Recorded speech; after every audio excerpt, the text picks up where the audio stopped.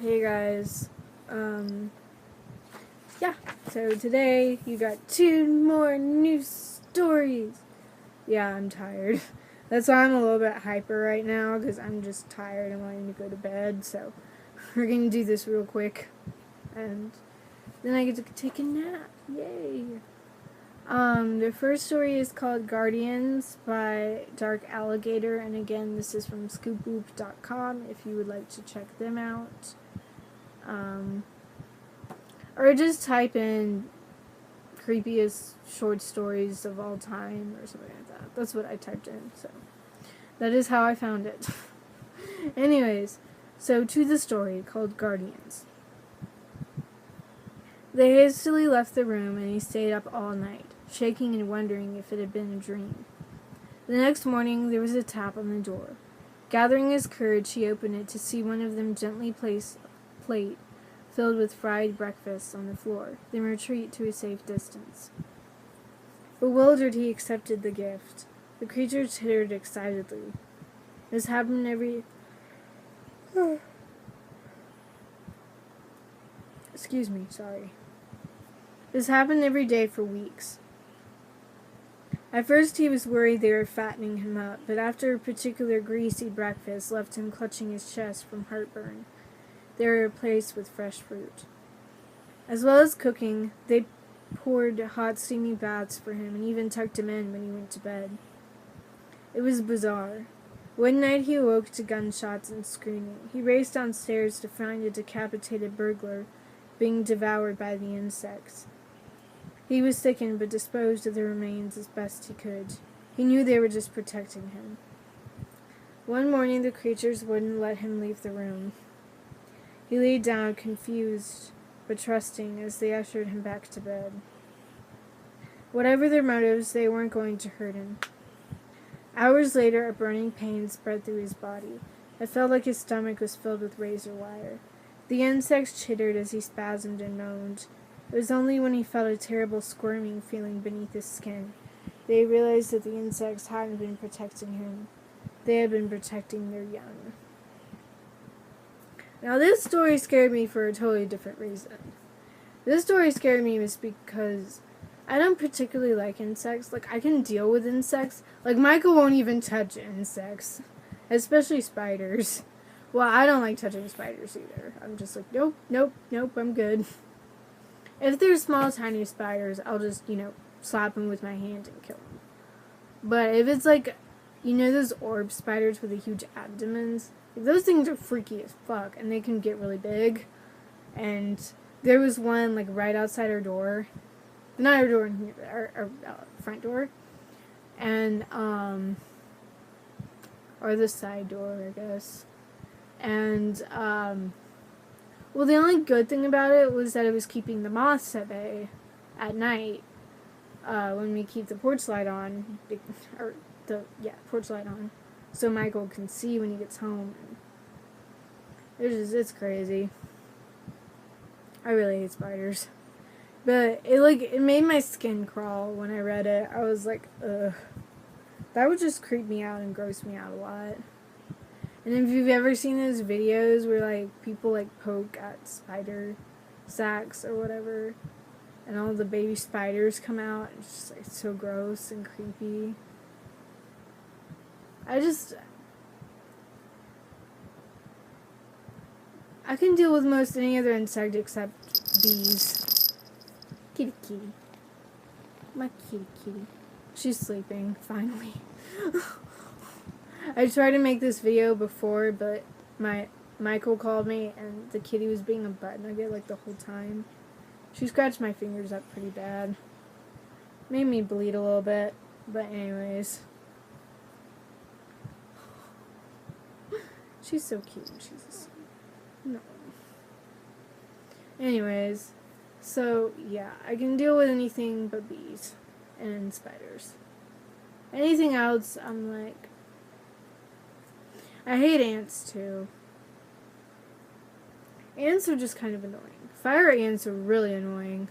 I have stepped on a nest, and yeah, my feet felt like they were on fire for a long time. That's when I was really little. And I was not paying attention to where I was stepping. And it was during the summer, and we were in the kiddie pool, and yeah, we had like a little kiddie pool. And we also had a slip and slide. I tried doing a slip and slide when I got a little bit older, but it hurt my hips too much, so I was like, nah, I'm good. I don't want to do a slip and slide. But anyways, I get off track very easily, if you have not noticed in my other videos. But anyways, so yeah, I am... Tomorrow I will officially be at 29 weeks, which I'm excited about. I know I keep bringing up how pregnant I am, but anyways, to the next story. I'm sorry, kitty kitty. You okay, Tiger Lily? Yes. You're such a cutie kitty. You can hear her purring on this video. You could hear her yesterday too. I listened back and I was like, oh my god, you can hear my cat purring like the whole time. She purrs a lot, actually. But anyways. Number 4, Seeing Red, the First Day of School. And this is by I don't know how to pronounce this. It's spelled Zenryhao. I have to give credit where credit is due because I did not write these. But I don't know how to pronounce that, so there you go. It's a day full of potential and hope before all the dreary depression of reality shows up to ruin all the fun. I like the first day of school for a different reason, though. You see, I have a sort of power.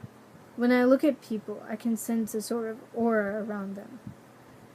A colored outline based on how long that person has to live.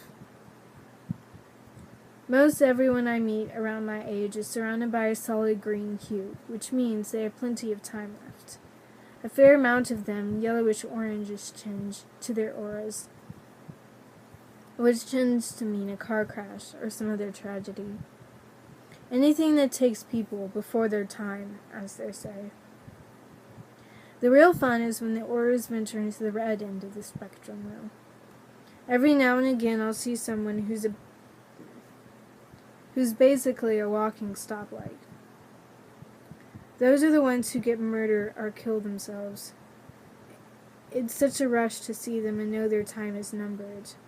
With that in mind, I always get to class very early so I can scout my classmates' fates. The first kid who walked in was basically radiating red. I chuckled to myself, too damn bad, bro. But as the people kept walking in, they all had the same intense glow. I finally caught a glimpse of my rose-tinted reflection in the window, but I was too stunned to move. A professor stepped in and locked the door, his aura a sickening shade of green. The reason that one kind of scared me was because school shootings are so real. They're not necessarily always by teachers. They're definitely, usually, most of the time, it's by students.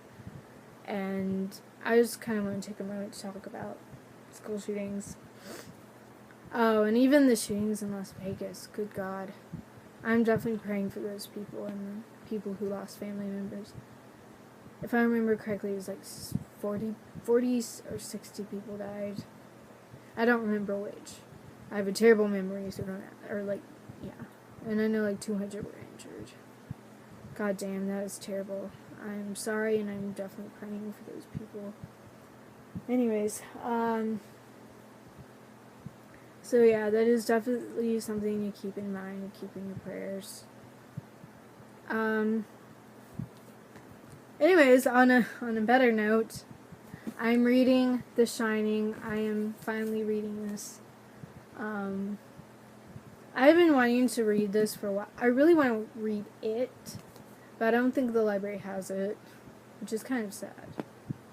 I've seen the original It, and I went and saw the new It, and I love that they waited 27 years to make a remake. I was like, yes.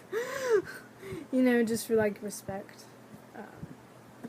But yeah, I do like the new one better than the older one, because the older one was, PG-13. they made it family friendly. You know, like it wasn't as bloody and gory as it is now.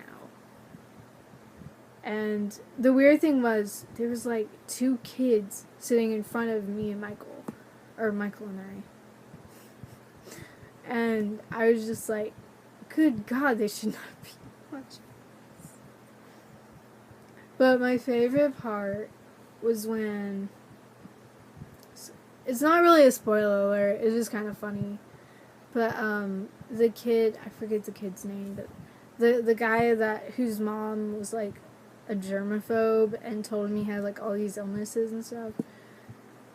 The asthma guy. He went to go get his pills and someone told them that they were placebos. They were fake.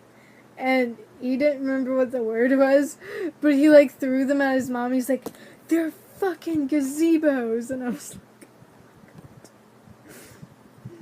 I'm like, that is placebo, you idiot.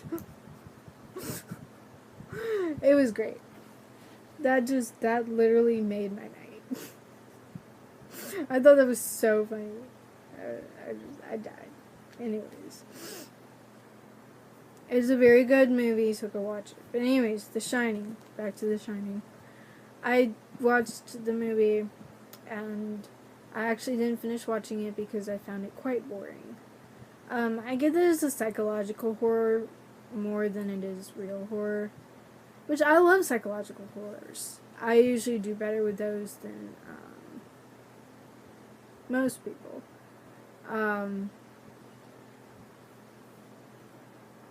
But anyways,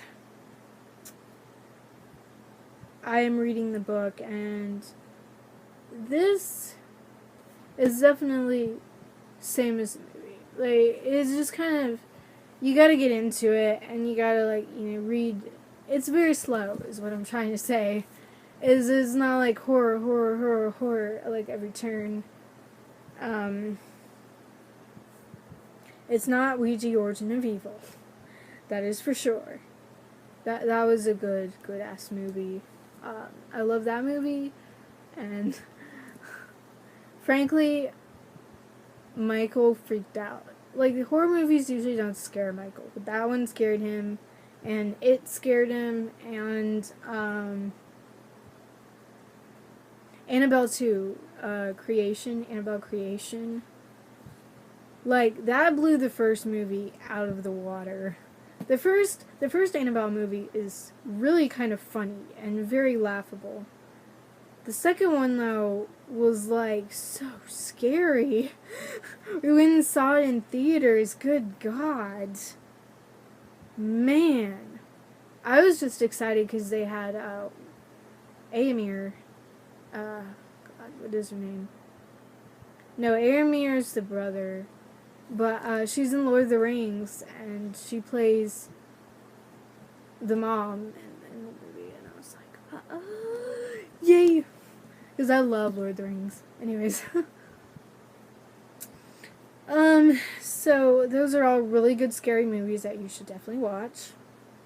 Because I've watched pretty much all the Ouija movies, and the first Ouija movie and Origin of Evil are the best that I've seen so far. The other ones are not as good, or just really boring. Or just really low budget.